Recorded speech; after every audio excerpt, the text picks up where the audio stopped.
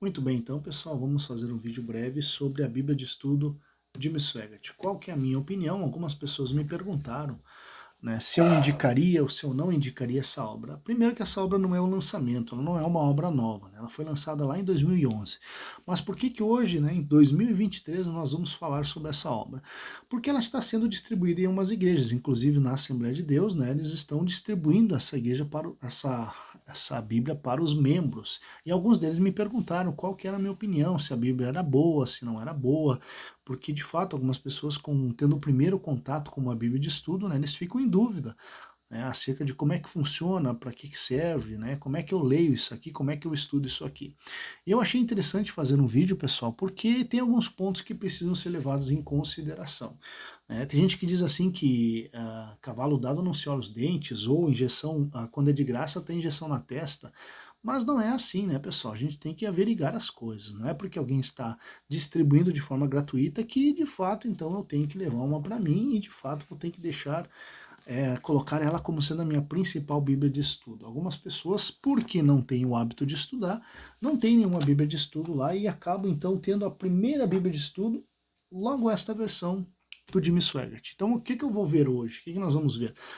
Se não tem problema nenhum, se pode-se ter ela como principal Bíblia de estudo, se eu consigo me aprofundar, né, através de um estudo sólido, um conteúdo mais profundo nas escrituras, ou se não é bem assim, tá? Então, vamos analisar. Primeira coisa, pessoal, não vamos falar sobre Jimmy Swaggart. Jimmy Swaggart é um grande teleevangelista norte-americano que cresceu muito, teve muita notoriedade na década de 70 e 80, teve algumas polêmicas, ele caiu algumas vezes, foi expulso, né, das Assembleias de Deus, perdeu a sua credencial de pastor, depois no final da década de 90 ele retorna então com o seu ministério próprio, e o seu ministério próprio dura até os dias atuais.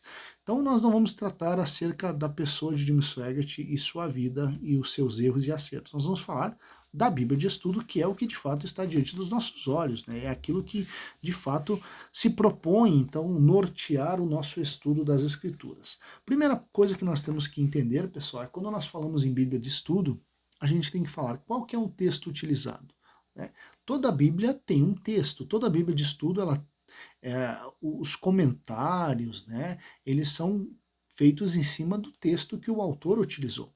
Então, qual que é a tradução utilizada para a Bíblia de estudo do expositor?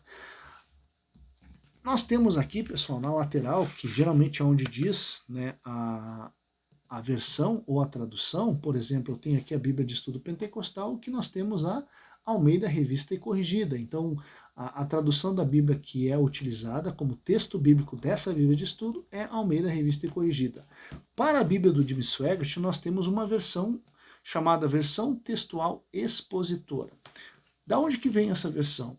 Ela foi produzida pelo próprio Jimmy Swaggart. Segundo ele, inclusive ele menciona isso, um grupo de reconhecidos eruditos, né, tanto do grego quanto do hebraico, formaram a equipe dele para, juntamente com ele e seus 60 anos de experiência ministerial, né, fizeram então essa tradução. Segundo ele, a tradução produzida por eles, essa versão textual expositora, né, é uma tradução fiel aos originais, tá? E segundo ele, ela traz o verdadeiro sentido do texto original. Ok, mas quando a gente fala de tradução do texto original, fiel aos original, a gente tem que perguntar uma coisa: qual é o texto original que foi utilizado? Porque a gente sabe, né, isso aqui não é novidade para ninguém que já seja um estudante da Bíblia, é que não existe esse negócio de texto original. O que nós temos é cópias das cópias. Os textos originais, eles se perderam, tanto do Antigo quanto do Novo Testamento. Essa é informação básica, você aprende isso na escola bíblica dominical.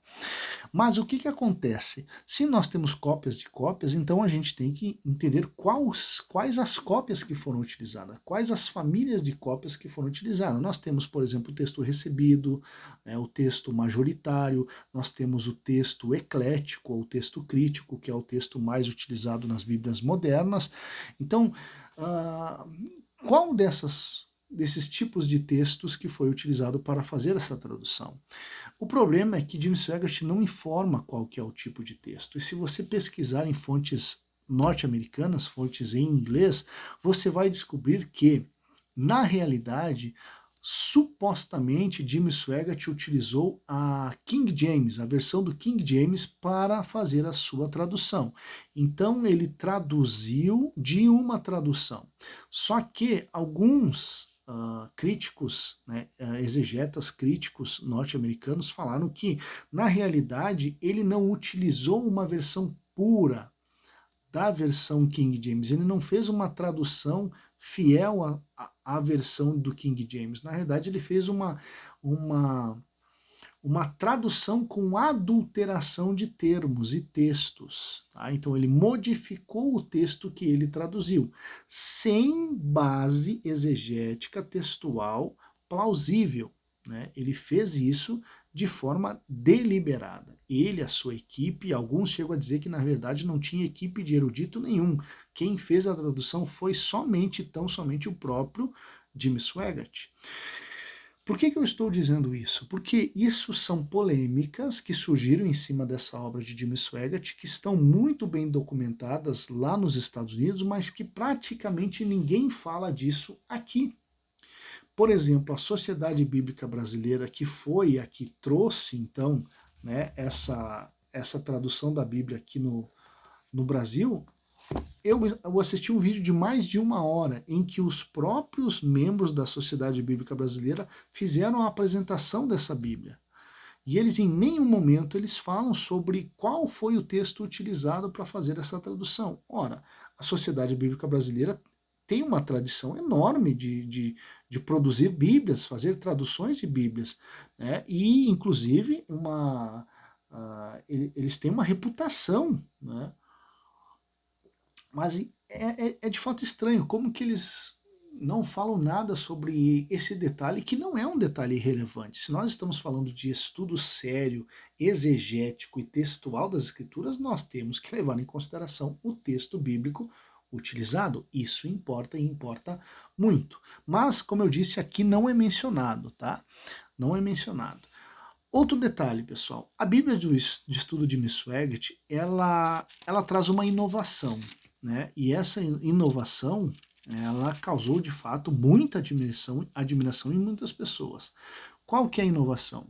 A introdução do comentário no meio do texto bíblico. Se você pegar qualquer Bíblia de estudo, eu tenho aqui mais de 20 Bíblias de estudo. Se eu pegar a Bíblia de estudo Matthews Henry, a do John MacArthur, a Thompson, eu tenho a de John Wesley, eu tenho a Bíblia de estudo pentecostal, eu tenho a judaica, eu tenho outras e outras. Todas elas, o comentário e os comentários dos autores são colocadas ou abaixo do texto ou em colunas laterais do texto. Nenhum deles coloca o comentário no meio do texto. Por quê? Existe uma tradição em deixar o texto, né, integral, né? Não colocar nada no texto. Deixe o texto integral e coloque todos os comentários, os aparatos teológicos, as referências, tudo fora do texto, ou no rodapé ou em colunas laterais. Esse é o padrão que foi utilizado e é o comumente utilizado em todas as Bíblias de estudo. Jim Swaggart ele traz uma inovação. Por quê? Porque ele introduz o seu comentário no meio dos versículos. Isso é problemático, pessoal. Isso é problemático. Por quê? Quando se fala em Bíblia de estudo, a gente sabe que geralmente os comentários bíblicos eles são indicados lá na frente. Eles não são a primeira coisa que são indicadas para quem vai começar a estudar a Bíblia, quem vai criar uma vida de estudo das Escrituras. Primeiramente, você vai ter que lidar com o próprio texto, ler o texto na sua integralidade. Depois você vai pegar um dicionário bíblico, uma pequena enciclopédia bíblica, para que você comece, quando você encontrar um termo que você tem dificuldade para entender, uma palavra mais difícil, você vai pegar o dicionário, vai entender o que ela significa, né? E aí você vai tendo uma compreensão maior, mas até então somente do que o texto de fato diz. Depois que você já tem um desenvolvimento teológico, já fez um curso básico de teologia, já leu alguns bons livros básicos de teologia sistemática, aí sim você pode começar a ler comentários bíblicos. Por quê? Porque o comentário bíblico, ele tem os pressupostos e as linhas de interpretação do autor. E o comentário bíblico não é inerrante e não é inspirado. Isso significa que, independente de qual seja o autor, quando nós falamos de comentário bíblico, é, em primeira instância, a opinião e a interpretação individual daquele autor. Você pode, claro, ter Bíblia de estudo que tem vários e vários autores, comentários bíblicos que é grupos, né, que é feito por mais de uma pessoa. Ok, mas aí você vai entender que o pressuposto da interpretação daquele texto, né, ou daqueles versículos específicos, é com base nesse grupo, nas linhas teológicas adotadas por esse grupo. Ok, então, quando você pega, por exemplo, pessoas que não têm conhecimento teológico, não têm uma boa fundamentação, e elas vão ler, por exemplo, como está feito aqui na Bíblia do Jim Swaggart, o comentário do autor no meio do texto bíblico, há uma grande chance de criar uma confusão conceitual e que a pessoa tem uma tendência a achar que o comentário tem o mesmo peso do texto bíblico. É aquela coisa de que você não saber distinguir aquilo que é inspirado e aquilo que não é inspirado, aquilo que é inerrante e aquilo que não é inerrante.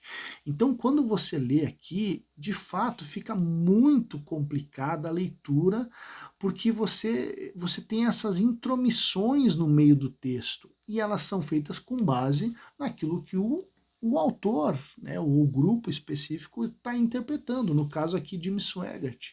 Então todas as notas são de fato do pregador Jim Swaggart.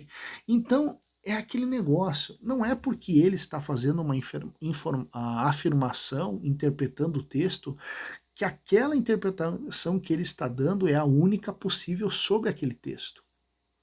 E não há também como você aferir a legitimidade de que de fato o que ele está interpretando é de fato o que a Bíblia está dizendo.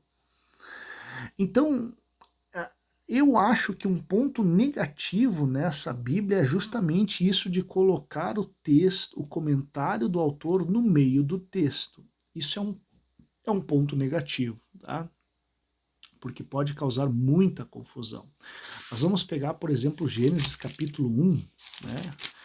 Gênesis capítulo 1. Então você pega, por exemplo, alguém que é leigo, não tem o costume, né, não está familiarizado com Bíblias de estudo, e ele vai tentar ler a Bíblia. Então ele vai começar com o texto bíblico em negrito e os comentários em vermelho. Então você vai ler Gênesis 1 e 1. No princípio, aí você tem um parêntese e o comentário do autor.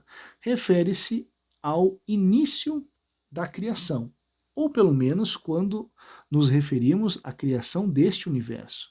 O Deus não formado, sem feitura prévia, incriado, não tendo nenhum começo, ele sempre foi, sempre é e sempre será. Fecha parênteses. E aí você tem a palavra Deus, né, em negrito, que aí é no princípio, né, como nós lemos antes, agora Deus, a continuação do versículo. Mais um parêntese e novamente um comentário. A frase, no princípio Deus, explica a primeira causa de todas as coisas com respeito à criação. E agora, novamente, texto bíblico. Criou os céus e a terra. Parêntese de novo, céus e a terra, porque Deus criou todo o universo. Versículo 2. E a terra estava desolada e vazia, e a escuridão estava sobre a face do abismo. Aí, abre parênteses, comentário do autor. Deus não criou a terra originalmente desolada e vazia. Chegou a ser assim depois de um acontecimento catastrófico. Este acontecimento foi o resultado da rebelião de Lúcifer contra Deus, o qual teve lugar em algum tempo da eternidade passada. Fecha parênteses.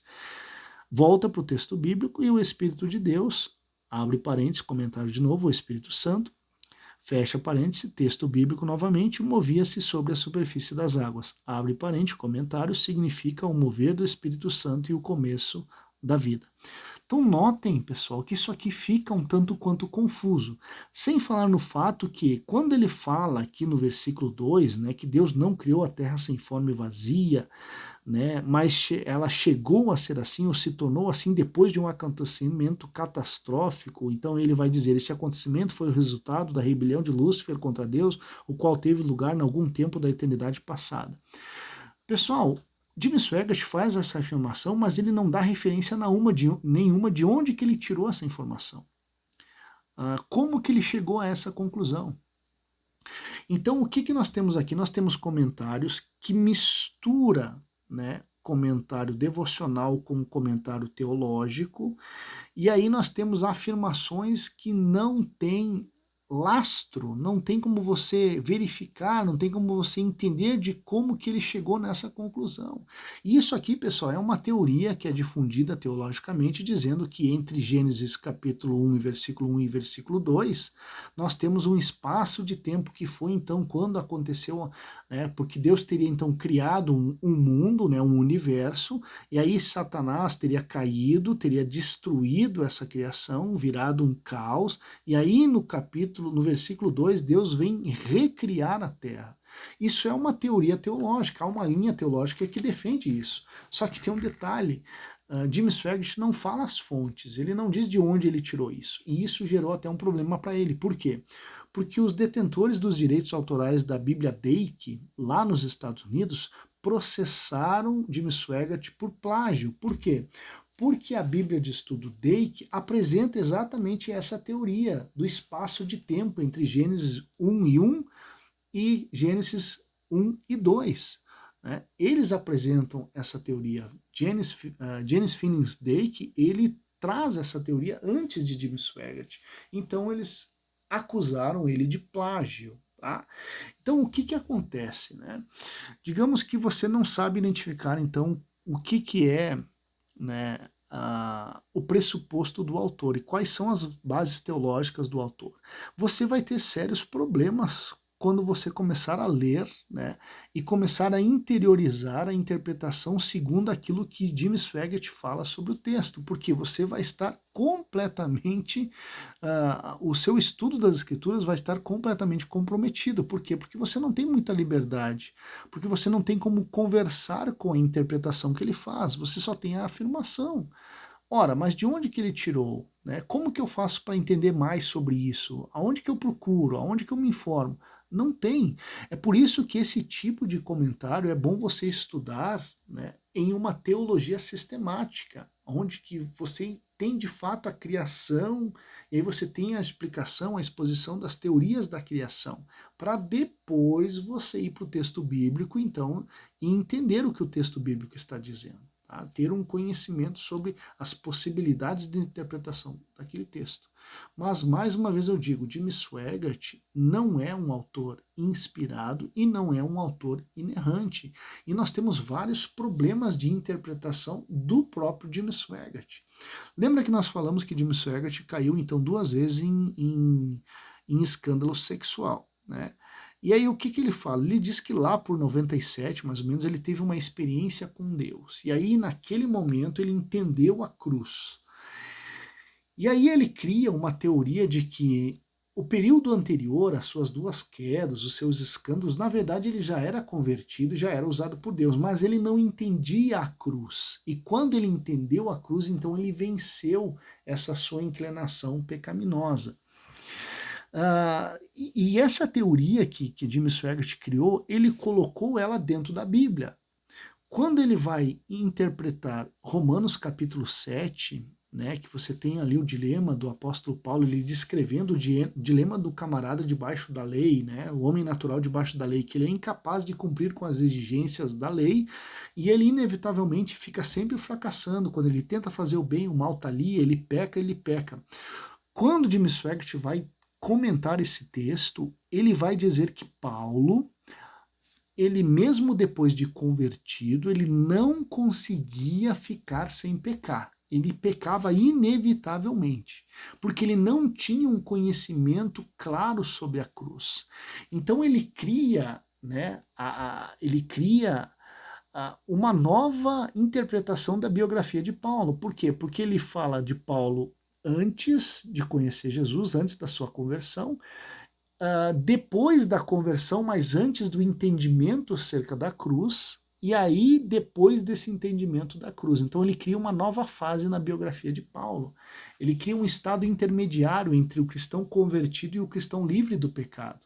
Né? E é nítido, pessoal, é nítido, por mais que seja ruim falar, que na realidade tudo indica que Jim Swaggart criou essa teoria para justificar o que aconteceu na vida dele. Né? Porque ele disse, olha, eu até ali eu não tinha entendido sobre a cruz, mas depois eu tive o entendimento da cruz. Então até ali eu não conseguia vencer as minhas tentações, era inevitável. Então ele meio que justifica as suas atitudes com base nessa reinterpretação da biografia de Paulo. E isso é um problema sério, pessoal, porque isso é uma heresia. Tem muita gente que interpreta ali o dilema de Romanos 7 como sendo o estado do convertido, que ele está sempre, né, com aquela carne, a natureza pecaminosa querendo sobrepor, e aí ele cai inevitavelmente, ele está sempre num ciclo de levanta e cai, levanta e cai. Ok, tem gente que interpreta assim, mas ninguém vai tão longe ao ponto de criar um elemento novo nessa história, dizendo que isso era o estado intermediário até que Paulo tivesse o entendimento da cruz que ele não tivesse. Jimmy Swaggart ele criou a chamada teologia da cruz, em que ele pega todo o texto bíblico e tenta apontar e fazer ligações diretas com a cruz. Eu creio na centralidade, né, de Cristo das Escrituras, que as Escrituras são cristocêntricas, toda a Escritura aponta para Cristo. Só que a gente tem que tomar cuidado, né, para não forçar o texto a dizer o que ele não diz. Então, com essa teoria, ou essa teologia da cruz que Jimmy Swaggart cria, né, ele cria elementos novos que na realidade são estranhos à revelação das Escrituras. Então nós temos um problema de teologia, tá? Nós temos erros de teologia que Jimmy Swaggart defende. Outra coisa, pessoal, tá? Outros erros que Jimmy Swaggart defende, tá? Outras interpretações estranhas, digamos assim. Tá? Por exemplo, ele faz afirmações em Êxodo capítulo 33 e 20, Êxodo capítulo 33 e 23, Deuteronômio 4 e 16. Ele faz afirmações que Deus tem um corpo espiritual. Tá? Ele diz que Deus tem um corpo espiritual. Só que a gente sabe que o próprio Cristo diz que Deus é espírito, e a gente sabe que tudo que fala faz alusão ao ser de Deus com mão, pé, ouvido, língua, boca, olhos. A gente sabe que são antropomorfismos, né, que procuram fazer uma semelhança, né, de forma que o homem consiga compreender o ser de Deus. Não é que Deus tenha, né? Porque Deus é espírito, só que Jimmy Swaggart deixa de lado, ele deliberadamente diz que o antropomorfismo tem que ser deixado de lado, e ele crê que literalmente Deus tem um corpo espiritual. O problema é que a expressão corpo espiritual, ela se exclui, por quê? Porque uma coisa é espírito e uma coisa é corpo, então não tem como você ter um corpo espiritual. Isso se exclui, não se sustenta. Tá? Ele inclusive diz que o Espírito Santo também tem um corpo espiritual. Ele chega a afirmar que Deus não é necessariamente onipresente. Tá? Ele traz uma teoria meio absurda sobre a onipresença de Deus. Tá? Mais alguns problemas. Outra coisa, Jimmy Swaggart, comentando 2 Coríntios capítulo 12, versículo 2, vai dizer que o terceiro céu, nós temos o primeiro céu, o segundo céu e o terceiro céu. O primeiro céu é o céu que nós vemos aqui, o céu aqui da nossa atmosfera. O segundo céu é o espaço sideral. E o terceiro céu, segundo Jimmy Swaggart, é o planeta céu. Ou seja, existe um outro planeta que se chama céu, que é o céu, onde o trono de Deus está.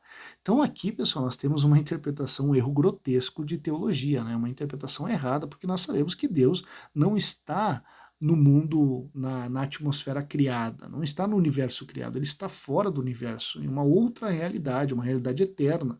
Então dizer que Deus mora no planeta céu é um erro grotesco, tá? Um erro grotesco.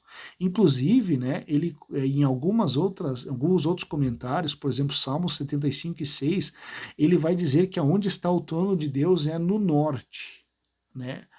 Ao norte. Só que, pessoal, se nós falarmos sobre, primeira coisa, se o trono de Deus fosse no espaço sideral, como é que você vai encontrar pontos cardeais no espaço sideral? Pontos cardeais não servem para o espaço sideral. serve apenas aqui para o nosso planeta. Tá? Então, como você vai identificar o norte no espaço sideral? Só que, para ser mais agravante ainda, Deus não está no espaço sideral, Deus está numa outra realidade eterna. Então, como que você vai identificar o norte que aponte para uma realidade eterna? Então, ele faz uma confusão conceitual e, mais de uma vez, ele fica mencionando esse norte como sendo o local do trono de Deus. Tá? Não tem nenhum lastro teológico histórico essas afirmações, e é coisa que saiu da cabeça do Jim Swaggart. Outra coisa é que ele faz uma afirmação um tanto quanto complicada quando ele interpreta Lucas 24 e 49, que ele vai falar sobre o batismo do Espírito Santo, o revestimento do poder. Ele vai dizer que os cristãos que não receberam o batismo com a evidência em línguas estranhas, eles não têm valor no reino espiritual, ou têm pouco valor no reino espiritual. Isso aqui é uma informação bem problemática, é uma afirmação bem problemática. Né? A questão do revestimento do Espírito Santo não confere maior valor em relação àquele que não é revestido e que não fala línguas estranhas. O revestimento é uma coisa à parte da questão da salvação, tá? Então tem que tomar cuidado com isso, né? Então dizer que aquele que fala língua tem mais valor no reino de Deus que aquele que não fala, isso é problemático, tá? Isso é problemático. Outra coisa, pessoal, lembra que a tradução de Jim Swaggart, então, é uma paráfrase da versão King James. Só que tem um problema. Jim Swaggart, várias vezes, em vários comentários, tá? Vários comentários, ele meio que reinterpreta a tradução, ou ele retraduz o texto que seria o texto original da King James. Ele diz assim, ó, aqui está escrito, mas deveria ser lido assim. Várias vezes ele usa essa expressão, aqui está escrito assim, mas deveria ser lido assim. O problema, pessoal, é que ele não, né, ele faz essa correção sem levar em consideração qualquer razão gramatical ou linguística. Então ele faz adulterações ou alterações da versão original da King James que ele está traduzindo sem base textual, gramatical, linguística nenhuma. É com base no que ele acha que deveria ser. E nós estamos falando de Jim Swaggart, que não é um erudito nas escrituras. Ele não é autoridade para dizer, olha, esse texto aqui não é bem assim, deveria ter sido traduzido assim. Tem muita gente que faz isso, tem muito pastor, né, pregador hoje em dia nos púlpitos que compra um dicionário ali ou uma bíblia de estudo palavra-chave, que nem eu tenho aqui, né, que tem um dicionário Strong no final, pelo menos parte dele, e já sai reinterpretando a Bíblia. Né, já sai em cima do púlpito dizendo, não, isso aqui foi traduzido assim, mas deveria ser traduzido diferente. Pessoal, isso é uma...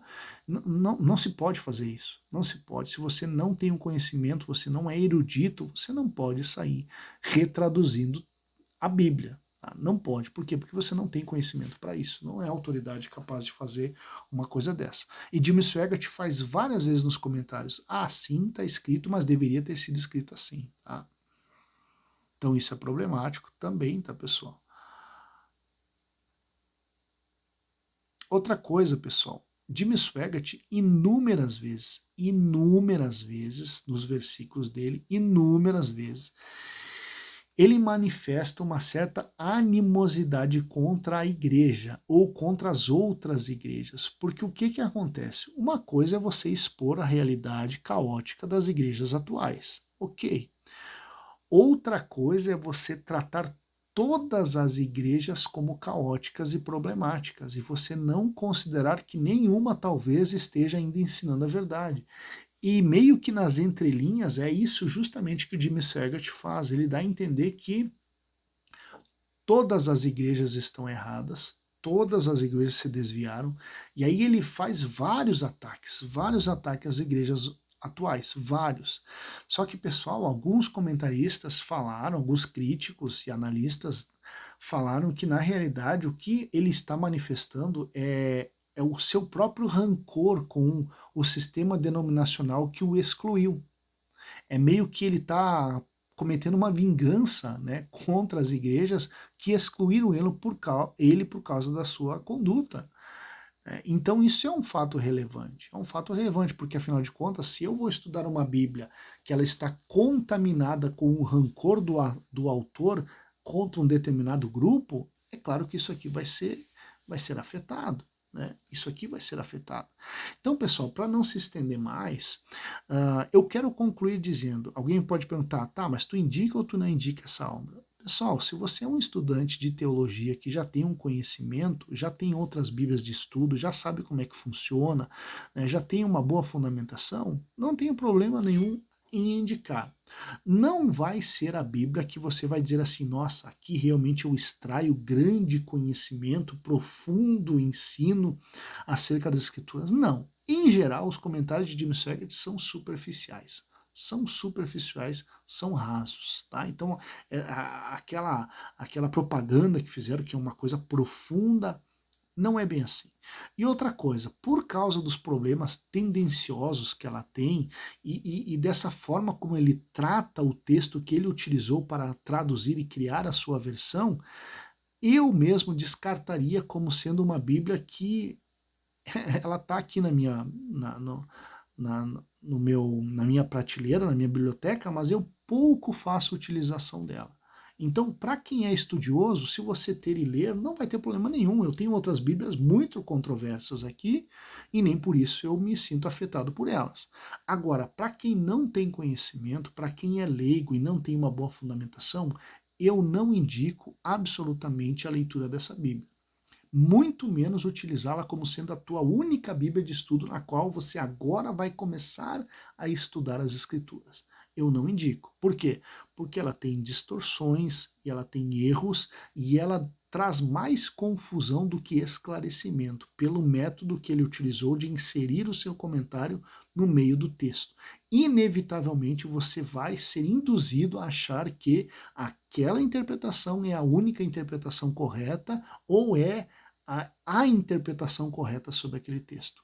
E, na verdade, há muitas controvérsias. Então, para quem não tem conhecimento, eu não indico, e para quem já tem conhecimento, eu acho que é desnecessária. Tá? Então, essa é a minha opinião pessoal sobre a Bíblia de Estudo de Jim Swaggart. Muito obrigado, pessoal.